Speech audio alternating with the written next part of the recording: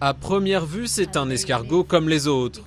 Sauf que la coquille de l'escargot géant africain mesure 11 cm, la taille de la main de Marie, chercheuse au département de l'agriculture de Floride. Rien qu'avec ces deux gros escargots, je dois avoir 500 grammes dans la main.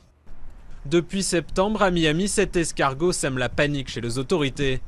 Des équipes sanitaires ratissent tous les jours plusieurs quartiers à leur recherche. C'est une vraie invasion. 35 000 ont été ramassés en 4 mois seulement.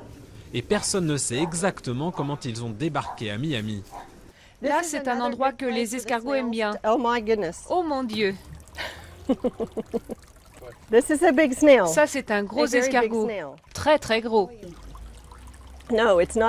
Il n'est pas vide. Il est très lourd, donc ça veut dire que l'escargot est toujours dedans.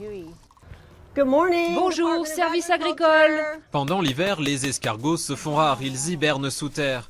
Mais dès que la pluie reviendra, Suzy en ramassera plusieurs centaines par jardin. Chaque escargot pond 1200 œufs par an. Ils aiment bien manger l'enduit des murs parce que ça contient du calcium qui leur permet de construire leurs coquilles. La semaine passée, chez Yolanda, les inspecteurs ont attrapé 583 escargots dans son jardinet. Ici, les fenêtres et le mur étaient couverts d'excréments. Si on regarde derrière, on peut voir où les escargots ont déféqué. Alors c'est l'urgence, une cellule de crise a été montée. L'angoisse est que les escargots sortent de la ville et attaquent les cultures.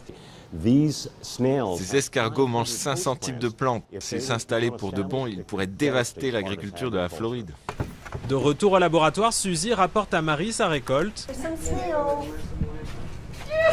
Malheureusement, l'escargot géant africain n'est surtout pas comestible. Sa bave contient un ver qui peut transmettre la méningite chez l'homme.